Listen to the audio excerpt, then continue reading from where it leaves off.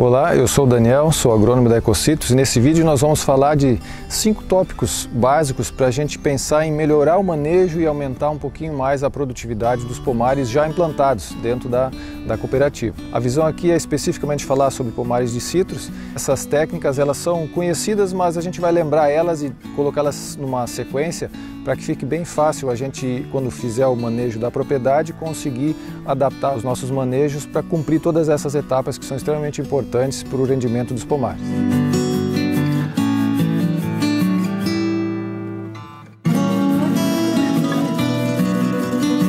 Bom, esses tópicos para a gente melhorar o rendimento dos pomares, e a produtividade dos pomares é extremamente importante, porque esses pomares eles têm um potencial de rendimento tão bom quanto os pomares que são cultivados no manejo convencional.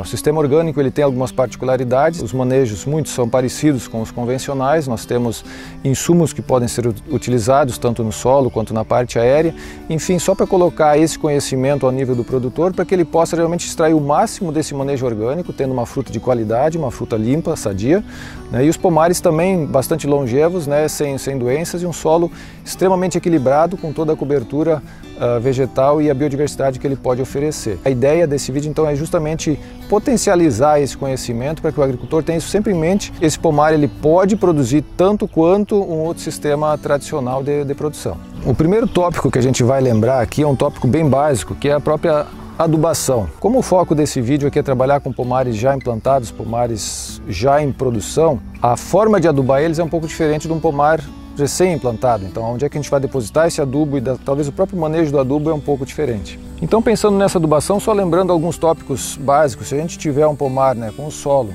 e aqui nós temos uma planta, seu sistema radicular, aqui nós temos uma outra fila, outra planta, seu sistema radicular, à medida que essas plantas vão aumentando a sua idade, essas raízes elas também vão aumentando o seu espaço de busca de nutrientes do solo e a área de exploração de solo.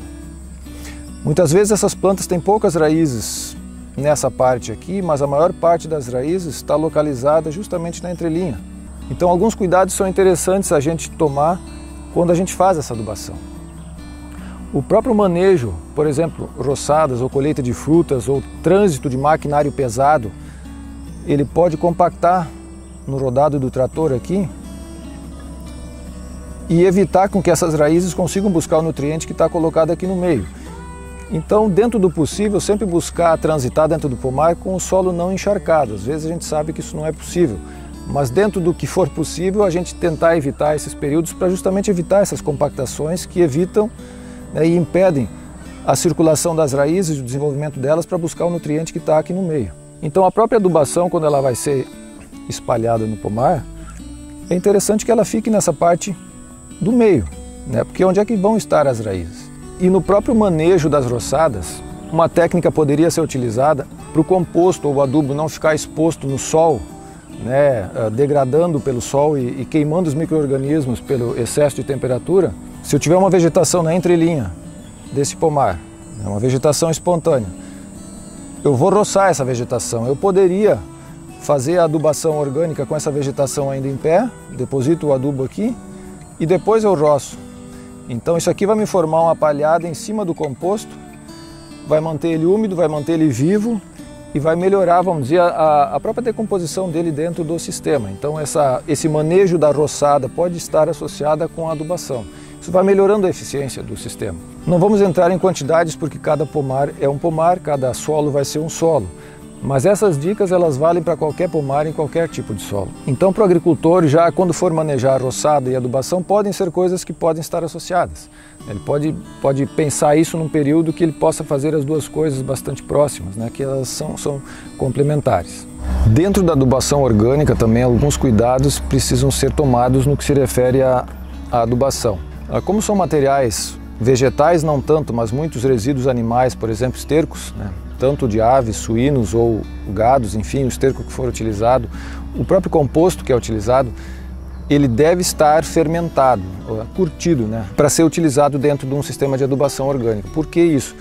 Porque um material fresco, ele vem muitas vezes com uma carga parasitária e muitas vezes de doenças mesmo, e até uma indisponibilidade de muitos nutrientes que ainda estão presos naquela matéria que recém foi expelida.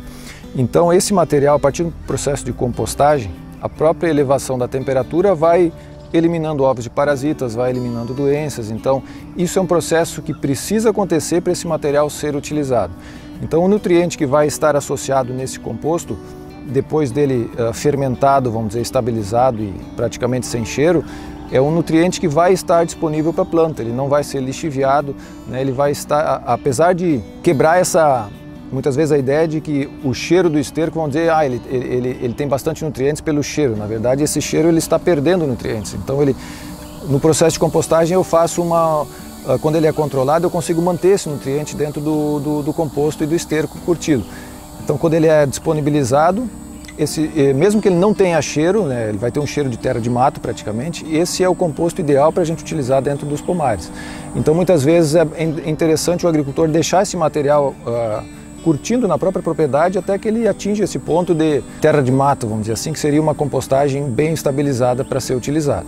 Outro fator importante dentro do sistema de produção orgânico, quando a gente pensa em aumentar produção, passa obrigatoriamente pela poda. Poda in situ ela é extremamente importante, tanto para as bergamotas, né, mandarinas, quanto para a laranja. Não se tem muito hábito de fazer poda em laranja, então a gente está preconizando também essas podas na laranja, que tem dado um resultado bem interessante. Qual é o objetivo dessa poda então? Vamos imaginar de novo um pomar. A gente tem um solo, vou colocar duas situações de plantas aqui. Uma planta com seu sistema radicular, né, os seus galhos podados, né? E ela vai ter uma copa. Aqui dentro vai ter folhas, frutos, e eu vou ter do lado uma planta que não foi podada. Ela vai ter o seu sistema radicular e os seus galhos. Galhos grandes, galhos bem lignificados, né? Para todos os lados, e ela vai ter a copa. Então, num primeiro momento, a gente pode imaginar que essa planta vai produzir muito mais do que essa planta menor. Só que essa planta menor, como entra a luz até o centro dela, ela tem folhas até o centro, ela vai ter frutos dentro da planta. Então, se eu transformar isso aqui numa caixa, vamos dizer num cubo, né, e quantificar esse volume de copa, por volume de copa essa planta vai ter mais frutos do que essa. O que acontece com essa planta aqui? Esses galhos cresceram, se a gente olhar essa planta de dentro, ela vai ter uma periferia de folhas aqui, eu vou ter folhas só nessa parte aqui. E aqui dentro eu vou ter madeira, eu vou ter lenha. Não vai ter folhas, vai ser um ambiente escuro, úmido, cheio de líquens, musgos e outras epífitas que crescem dentro da planta. Então vamos dizer que essa planta pequena produziu X caixas de fruta e essa planta produziu a mesma quantidade, ela pode produzir a mesma quantidade de fruta, caixas de frutas. Só que vamos pensar no lado prático. Aqui o agricultor vai colher paradinho aqui as frutas, no máximo subir numa caixa ou um pouquinho numa escada. E aqui, se ele ficar parado aqui, ele não vai colher praticamente nada. Ele obrigatoriamente vai ter que instalar uma escada para colher essa fruta aqui de cima, ou subir na planta. Tanto um quanto o outro são atividades que vão demandar tempo, esforço e vão trazer um rendimento extremamente baixo. Colher esse mesmo número de caixas nas duas plantas, aqui vai demorar muito mais. Então o agricultor vai precisar de mais mão de obra para conseguir colher o mesmo volume de fruta. Então essa é a importância da poda. Isso vale tanto para a laranja quanto para a bergamota também. Então a poda ela é realmente uma atividade extremamente importante. Como é que eu sei que eu preciso podar o pomar? Muitos pomares a gente olha no solo, a gente enxerga musgos, alguma coisa. O solo tem uma coloração e essa coloração ela praticamente é a mesma no tronco. Tu muitas vezes não enxerga a diferença tronco-solo. E essa coloração vai até aqui na ponta. De repente ela muda de coloração. E os galhos na ponta tendem a ser mais esverdeados, que é onde é que eu vou ter a folha. Então tudo isso aqui, na verdade, isso aqui já não seria mais nem planta, seria como se fosse próprio solo. É um material extremamente mineralizado, já lignificado. Então esse é o material que a gente deveria podar para que essa copa fique mais baixa e o agricultor tenha acesso fácil às frutas e uma fruta mais sadia, né, de melhor qualidade. Não vamos entrar nos sistemas de poda aqui porque não é o objetivo desse vídeo, mas só colocando os aspectos básicos. Você imagina um nutriente, por exemplo, vamos pegar o cálcio aqui. Para esse cálcio chegar até essa folha na ponta, ele vai ter um trajeto, vai ter uma distância. Se eu pegar o mesmo cálcio na mesma distância aqui para ele chegar até na copa, ele vai ter que viajar muito mais longe. Isso exige esforço, né? E à medida que esses galhos vão subindo, eles tendem a ficar cada vez mais finos, mais finos, mais finos, e as folhas ficando cada vez menores até chegar na ponta. Ao passo que aqui a gente vai ter galhos mais vigorosos e com folhas maiores.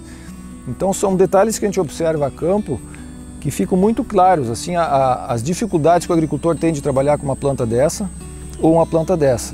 E outro detalhe, se eu tiver uma planta igual aqui do lado, as duas copas vão quase se cruzarem aqui, e aqui embaixo o solo praticamente vai ser um solo nu, porque não cresce nada aqui embaixo.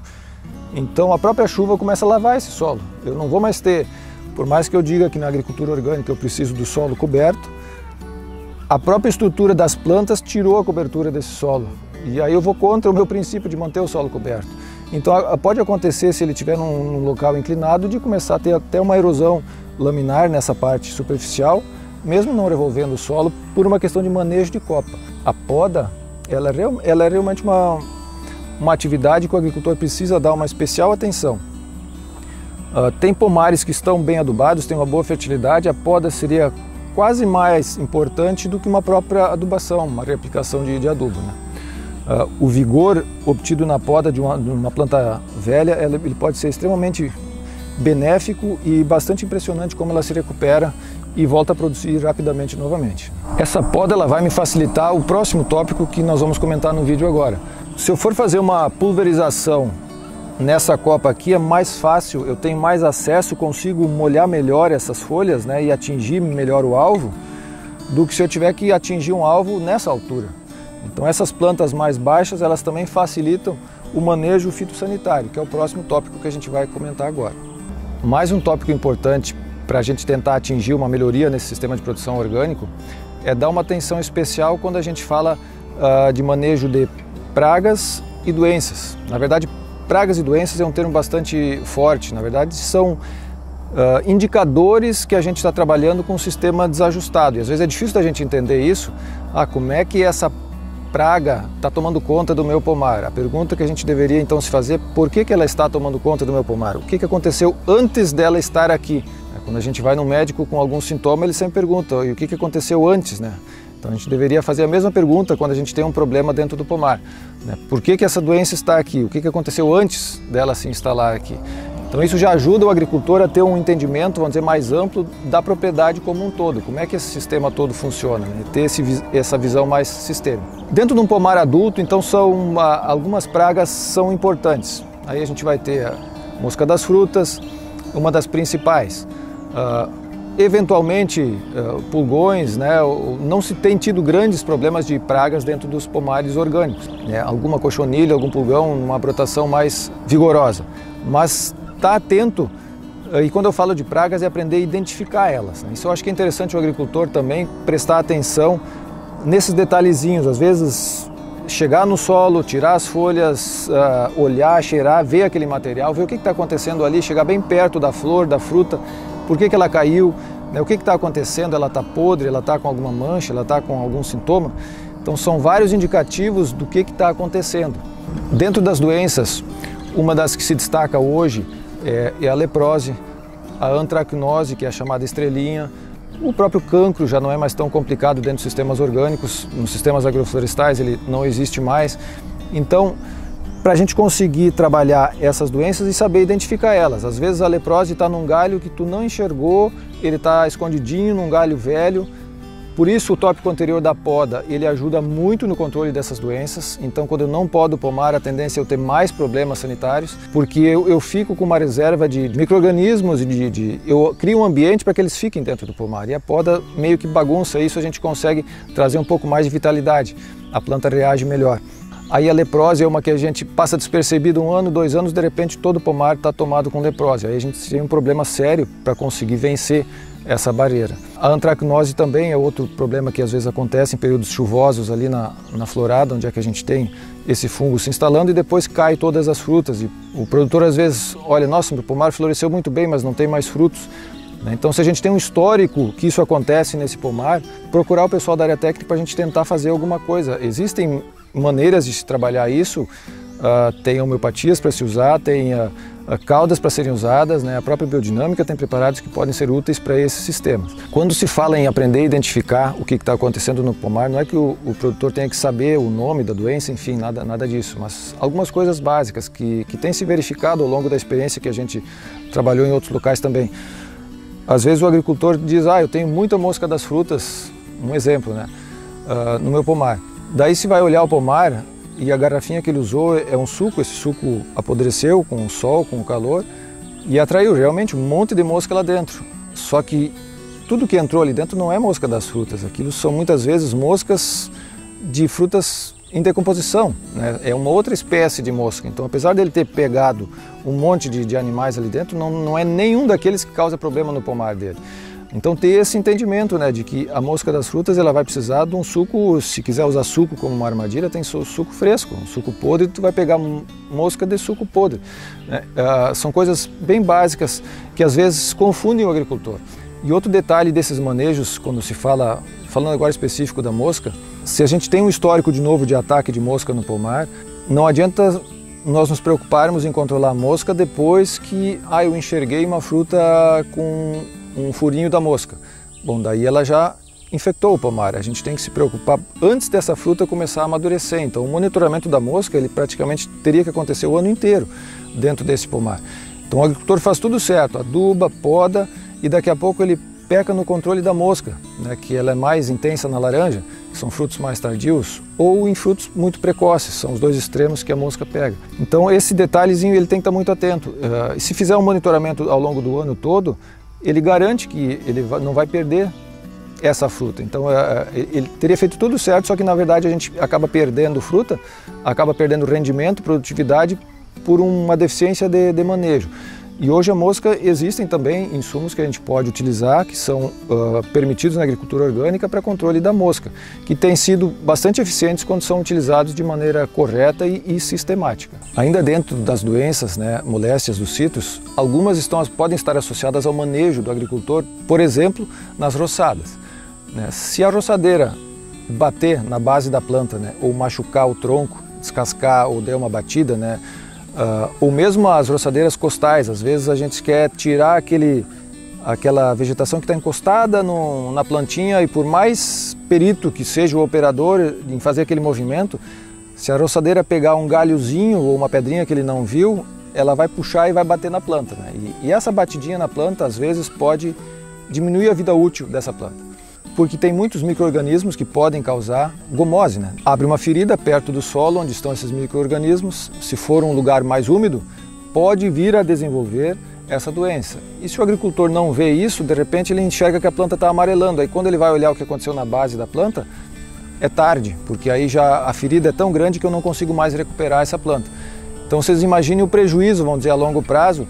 Ele cuidou dessa planta 10, 15 anos, quando ela está no auge da produção dela, ele perde. Então ele vai ter que ou colocar uma muda nova ou não colocar nenhuma muda ali no local. Então é um prejuízo perder uma planta já produtiva. Às vezes por um erro de manejo, e não é intencional, são acidentes que acontecem, né? É um acidente de trabalho, só que quem foi prejudicado foi a planta, né? Indiretamente o agricultor. Então esse cuidado quando se vai roçar as plantas é extremamente importante, não machucar a base da planta, né? A gente chama de colo da planta, né?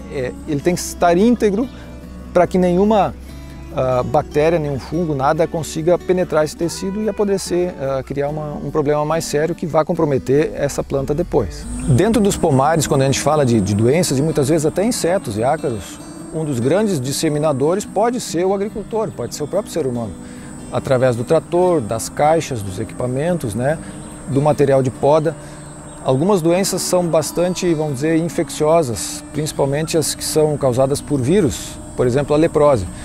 Então eu tenho um pomar com leprose. Aí o agricultor às vezes não identificou essa doença ou não deu atenção porque é só um cantinho do pomar. E aí ele colhe aquelas plantas, o ácaro está por cima ali da planta também, cai junto na caixa, cai na roupa dele, cai no trator. E daí ele vai colher um restinho de fruta ou coletar uma fruta no outro pomar sadio, que não tem o ácaro. Bom, o ácaro sai da roupa dele, sai da caixa, sai do trator e cai no pomar.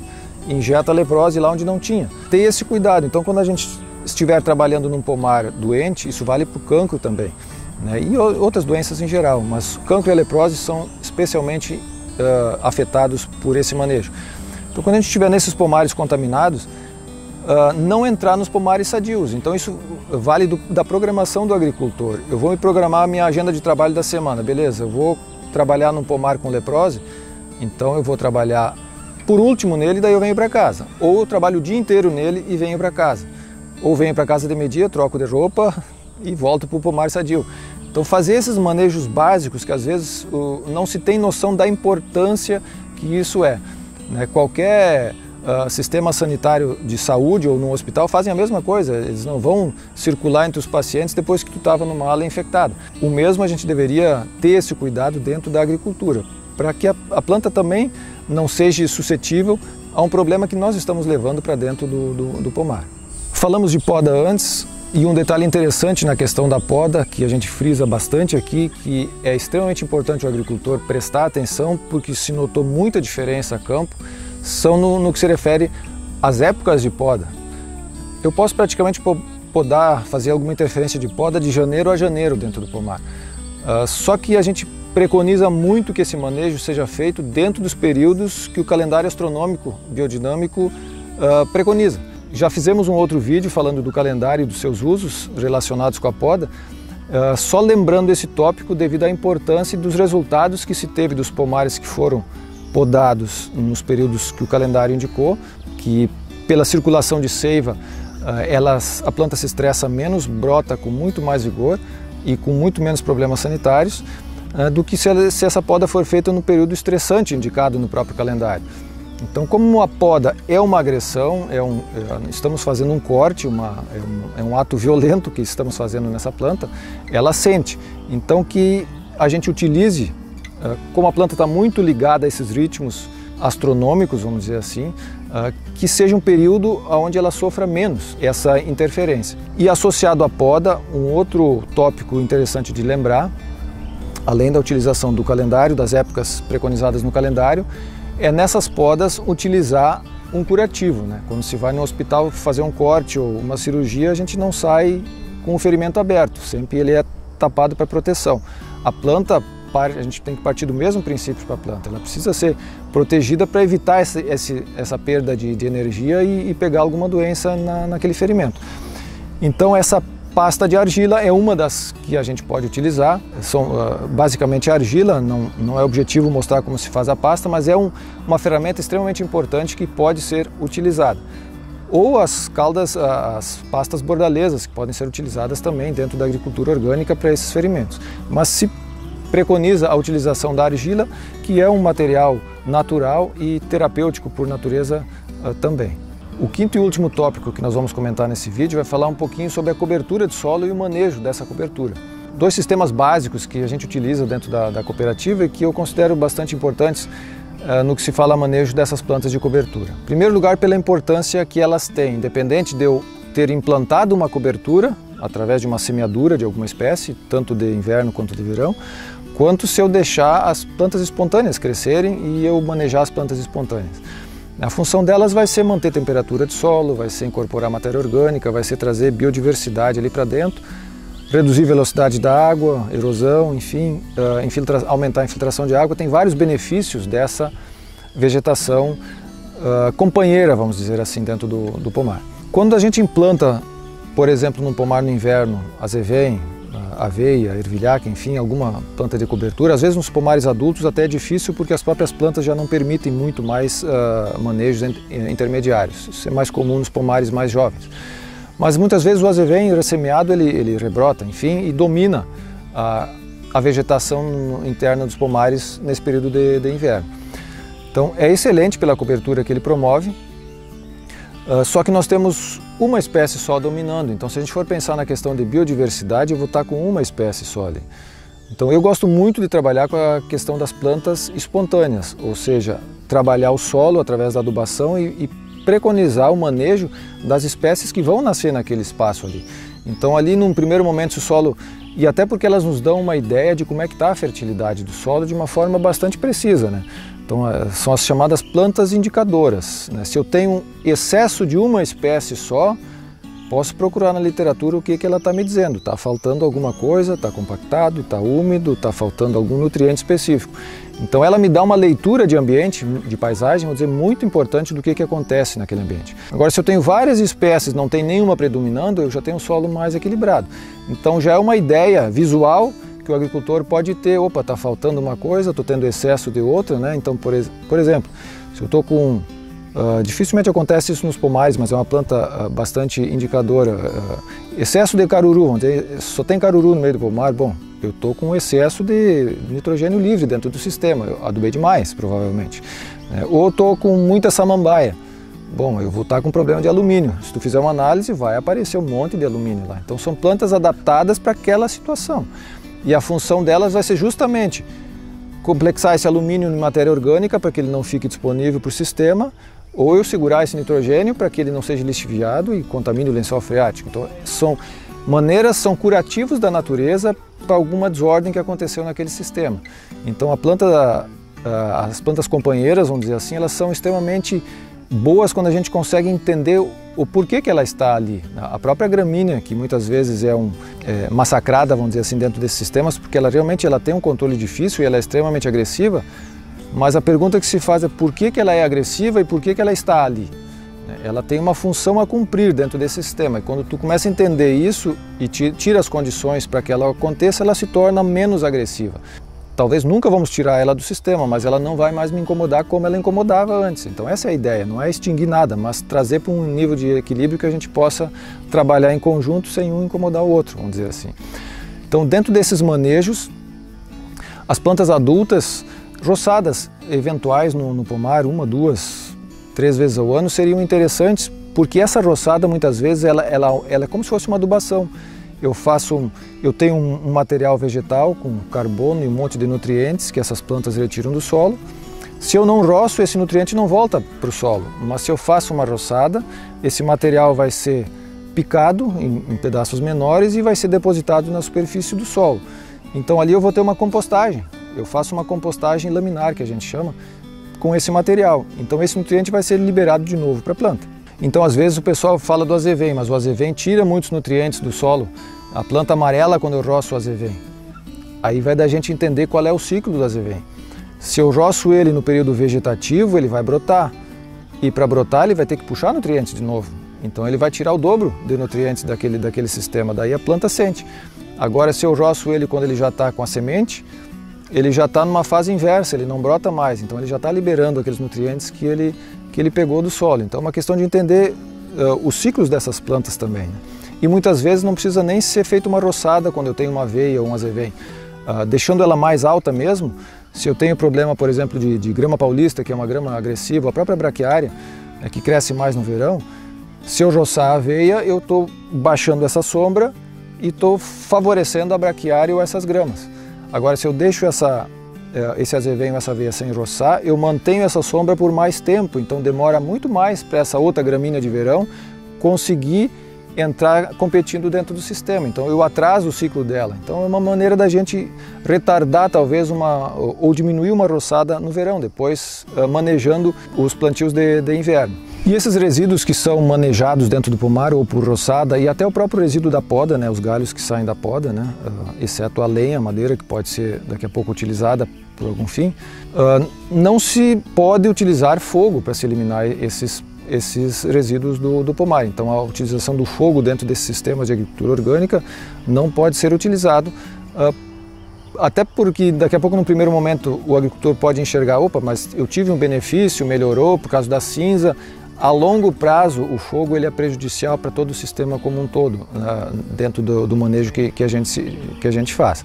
Mas então só lembrando esse detalhe de não se poder utilizar o fogo. Então, por exemplo, restos de poda, muitos agricultores colocam na entrelinha e passam a roçadeira por cima, né? Se ele quer tirar isso do pomar de uma forma mais rápida, diminuindo esse tamanho de partícula, e se ele associar isso com uma aplicação de composto, biofertilizante, ou o próprio Fladen, né? Ou tem até compostos homeopáticos que aceleram a degradação desse material, em questão de meses ele não vai mais ter nenhum resíduo de poda dentro do pomar, né? E tudo aquilo se incorpora e volta a ser matéria orgânica e nutrição para a planta. Quando a gente fala de plantas companheiras, plantas espontâneas, né, as chamadas daninhas por muitos, que se tem muito dentro dos pomares orgânicos, por que eu gosto muito de trabalhar também com elas? É devido à biodiversidade que elas nos promovem.